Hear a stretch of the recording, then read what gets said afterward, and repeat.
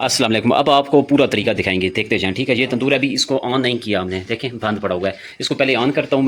یہ اس کا وال ہے. ٹھیک ہے, پہلے میں اس کو آن کروں گا, آپ لوگوں کو اپنا ہوگا, آپ نے آن کر لینا. اس کو آن کرنے کے بعد اب آپ نے دیکھنا ہے. دیکھیں اب آپ کو نا پراپر طریقہ شروع سے لے کے آخر تک دکھاؤں گا تاکہ کوئی آپ لوگوں کو کنفیوژن نہ رہے. ٹھیک ہے جی. تندور کیسے آن کرتے ہیں؟ ہاں, سب سے پہلے تو دیکھیں ماچس کی تیلی لگائی, یہ دیکھیں یہ اس ماچس کے اندر رکھنی ہے آپ نے, دیکھتے جائیں.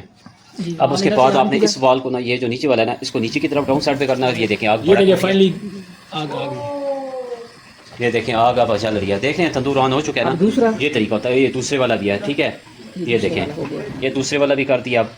اب یہ دیکھیں یہ آن ہو چکا ہے, تندور اب آن ہو چکا ہے. اب دیکھیں یہ اوپر ڈھکن رکھ دینا اس طرح آپ نے. ٹھیک ہے, یہ ڈھکن رکھ دیا اور یہ وال کو آپ نے سیٹ کر دینا ٹیمپریچر کے حساب سے. دیکھنا ہے کتنی مطلب آگ چلے.